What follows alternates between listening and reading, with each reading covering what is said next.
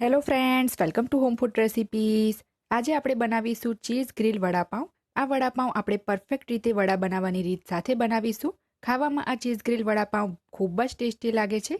ઘરે બનાવેલા વડા અને વડાપાઉં બજારની કમ્પેરમાં સસ્તા તો પડે જ છે, ઉપરથી આપણે ઘરે અને હાઇજેનિક રીતે બનાવીએ છીએ તો એ હિસાબથી હેલ્ધી પણ હોય છે. તો ચલો પરફેક્ટ માપ સાથે બિલકુલ સ્ટ્રીટ સ્ટાઇલમાં આ ચીઝ ગ્રીલ વડાપાઉં બનાવવાનું શરૂ કરીએ. સૌથી પહેલાં આપણે બટાકા વડા માટે બટાકાનો મસાલો બનાવી લઈશું. એ માટે ગેસ ઉપર એક પેનમાં આપણે 2 ટેબલસ્પૂન એટલે કે 2 મોટી ચમચી તેલ ગરમ કરીશું. તેલ થોડું ગરમ થઈ જાય એટલે 1 ચમચી રાઈ અને અડધી ચમચી વરિયાળી ઉમેરીશું. 1/4 ટીસ્પૂન એટલે કે 5 ચમચી જેટલી આપણે એમાં હિંગ ઉમેરીશું. 12 થી 15 આપણે એમાં મીઠા લીમડાના પાન ઉમેરીશું અને બરાબર આપણે બધું મિક્સ કરી લઈશું. વરિયાળી આ બટાકા વડા બનાવતી વખતે તમે ચોક્કસ એડ કરો, એનાથી ખૂબ જ સરસ ટેસ્ટ આવશે વડાનો. હવે આપણે એની અંદર વાટેલા આદુ, લસણ અને લીલા મરચાં ઉમેરવાના છે, જેમાં મેં 15 કળી લસણની, અડધા ઇંચનો આદુનો ટુકડો અને 4 તીખા લીલા મરચાં લઈને વાટી લીધા હતા. જો આ રીતે ફ્રેશ જ વાટીને એડ કરશો તો વડાનો ટેસ્ટ એકદમ સરસ આવે છે. તો અડધી મિનિટ ધીમા તાપે એને સાતળી લઈએ. અડધી મિનિટ સાતળ્યા પછી હવે આપણે એમાં 1/4 ટીસ્પૂન એટલે કે 5 ચમચી જેટલી હળદર ઉમેરીને મિક્સ કરી લઈશું. હળદર બિલકુલ પણ આનાથી વધારે ના ઉમેરવી. હવે એની અંદર આપણે 350 ગ્રામ બાફેલા બટાકાનો માવો ઉમેરી દઈશું. 3 મોટી સાઇઝના બટાકા લઈને એને મેં બાફીને છોલીને હાથથી જ મેશ કરી લીધા છે. તો બટાકાના જે માવો છે એને આપણે મસાલામાં બરાબર મિક્સ કરી લઈએ અને 1 થી 2 મિનિટ માટે આપણે એને કૂક કરવાનો છે. વધારે એને કૂક કરવાની જરૂર નથી.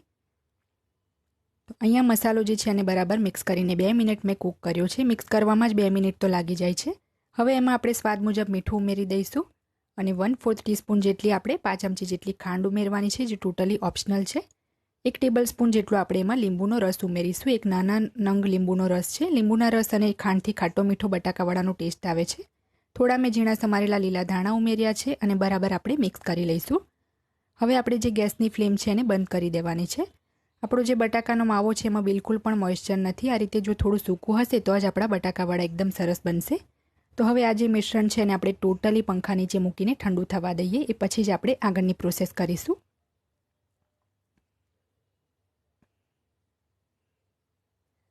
હવે આપણે બેસનનું ખીરું બનાવી લઈએ. એ માટે એક બાઉલમાં આપણે 1 કપ જેટલો બેસન ઉમેરીશું, જે ગ્રામમાં 80 ગ્રામ છે. 2 ટેબલ સ્પૂન જેટલો એમાં ચોખાનો લોટ ઉમેરીશું. એનાથી જે બટાકાવાળાનું આઉટર લેયર છે એકદમ સરસ ક્રિસ્પી બને છે. 5 ચમચી જેટલી આપણે એમાં હળદર ઉમેરી દઈએ.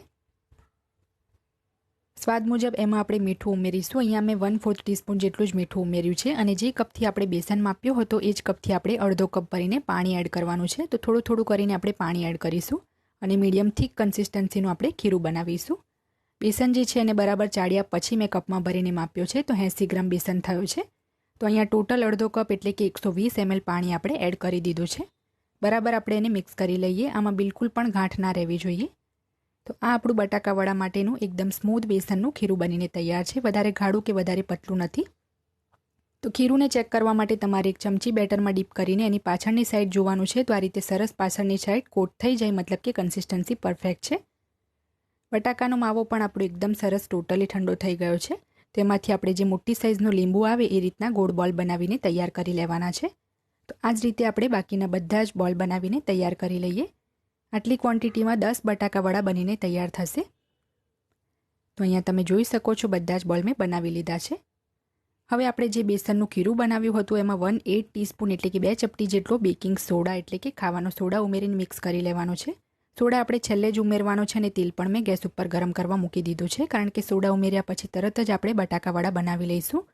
તો એક વડું લઈને આપણે આ રીતે બેટરમાં ડીપ કરીશું અને બધી જ બાજુથી કોટ કરીને આપણે ગરમ તેલમાં એને આ રીતે મૂકી દેવાનું છે. તેલ પણ આપણું એકદમ સરસ ગરમ થઈ ગયું છે અને ખીરુંમાં મેં 3 જે વડા છે પહેલેથી જ એડ કરીને રાખ્યા છે, જેથી ફટાફટ આપણે એને તેલમાં મૂકી શકીએ. તો તમે ચાહો તો આ રીતે ચમચીથી પણ એને તેલમાં મૂકી શકો છો, કાં તો હાથથી પણ તેલમાં મૂકી શકો છો.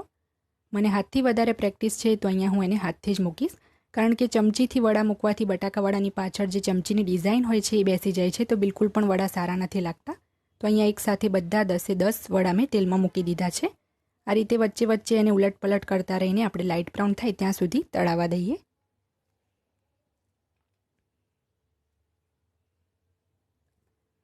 તો આપણા વડા જે છે અહીંયા એકદમ સરસ લાઇટ બ્રાઉન થઈ ગયા છે. 3 થી 4 મિનિટનો સમય લાગ્યો છે. તો હવે આપણે જારાની મદદથી એને બહાર એક ટિશ્યુ પેપર ઉપર કાઢી લઈએ. તમે જોઈ શકો છો વડા આપણા એકદમ સરસ રીતે ફૂલ્યા છે. તો બાકીના વડાને પણ આપણે આ જ રીતે બહાર કાઢી લઈએ અને જ્યારે તમે વડા તેલમાં મૂકતા હોય ત્યારે તેલ એકદમ સરસ ગરમ હોય એ વાતનું તમારે ખાસ ધ્યાન રાખવાનું છે. તો ઉપરથી એકદમ ક્રિસ્પી અને અંદરથી સોફ્ટ બટાકા વડા તમે પણ ચોક્કસ બનાવજો. હવે વડાપાઉં બનાવવા માટે મેં અહીંયા 2 પાઉં લઈ લીધા છે, જેને મેં આ રીતે વચ્ચેથી કટ કરી લીધા છે. તો એને આ રીતે ખોલીને હવે આપણે એના ઉપર રૂમ ટેમ્પરેચરનું બટર લગાવી દઈશું. બટર જો આ રીતે રૂમ ટેમ્પરેચરનું હશે તો એને સ્પ્રેડ કરવામાં એકદમ સરળતા રહેશે. તો અહીંયા ચારોય સાઈડ મેં બટર લગાવી દીધું છે. હવે બટર લગાવી દીધા પછી આપણે એના ઉપર ગ્રીન તીખી ચટણી લગાવીશું. તો ચારેય સાઈડ જે આપણે બટર લગાવ્યું છે એના ઉપર આપણે ગ્રીન ચટણી લગાવી દેવાની છે અને અલગ અલગ જાતની ગ્રીન ચટણીની રેસીપી મેં પહેલાં જ ચેનલ પર અપલોડ કરેલી છે. ડિસ્ક્રિપ્શન બોક્સમાં એ બધાની હું લિંક આપી દઈશ. હવે આપણે એની ઉપર થોડા ખાટા મીઠા અને સ્પાઇસી ટેસ્ટ માટે શેઝવાન ચટણી લગાવીશું, જે અહીંયા ટોટલી ઓપ્શનલ છે.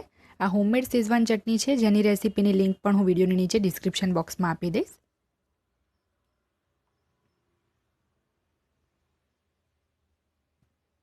હવે આપણે જે લસણની સ્પેશિયલ સૂકી ચટણી આવે છે વડાપાઉંની, એ થોડી આ રીતે સ્પ્રિંકલ કરીશું. બધી જ રેસીપીની લિંક હું વિડીયોની નીચે ડિસ્ક્રિપ્શન બોક્સમાં આપી દઈશ, જેથી જો તમારે આમાંથી કોઈ પણ રેસીપી જોવી હોય તો તમે જોઈ શકો.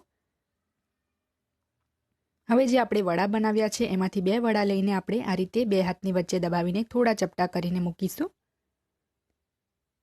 હવે આ ચીઝ ગ્રીલ વડાપાઉં છે તો આપણે એના ઉપર થોડું પ્રોસેસ્ડ ચીઝ ચારેય સાઈડ છીણી લેવાનું છે. ચીઝ જેટલું વધારે હશે વડાપાઉં પણ એટલા જ ટેસ્ટી લાગે છે. તો અહીંયા ચીઝ હું થોડું વધારે જ છીણું છું. ચીઝની ઉપર ફરીથી થોડી લસણની સૂકી ચટણી હું આ રીતે સ્પ્રિંકલ કરું છું. તો આ આપણા વડાપાઉં જે છે એ ગ્રીલ થવા માટે તૈયાર છે.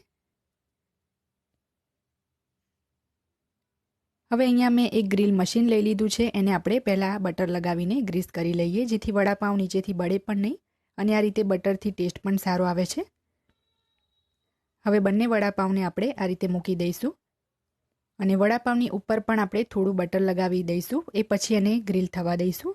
મશીન જે છે તમારે એકદમ દબાવીને બંધ નથી કરવાનું, નહીં તો બધું સ્ટફિંગ બહાર આવી જશે વડાપાઉંનું. તો હળવા હાથે જ આ રીતે બસ મશીન એના પર મૂકીશું. 2 થી 3 મિનિટમાં આપણા વડાપાઉં સરસ ગ્રીલ થઈ ગયા છે. તો આપણે એને એક પ્લેટમાં કાઢી લઈએ. એકદમ ટેસ્ટી ગ્રીલ વડાપાઉં બન્યા છે. તો તમે પણ આ ચીઝ ગ્રીલ વડાપાઉંની રેસીપીને ચોક્કસથી એકવાર ટ્રાય કરજો. અહીંયા હું એને લસણની સૂકી ચટણી, ગ્રીન તીખી ચટણી અને કેચઅપ સાથે સર્વ કરું છું. ચીઝ વડાપાઉં છે તો ઉપરથી આપણે ફરીથી થોડું ચીઝ છીણી લઈએ અને છેલ્લે એને આપણે લીલા ધાણાથી ગાર્નિશ કરી લઈશું. ફ્રેન્ડ્સ, જો તમને મારી આજની આ ચીઝ ગ્રીલ વડાપાઉંની રેસીપી પસંદ આવી હોય તો મારા વિડીયોને લાઇક કરી, શેર કરી, ચેનલને સબસ્ક્રાઇબ કરવાનું બિલકુલ ના ભૂલતા.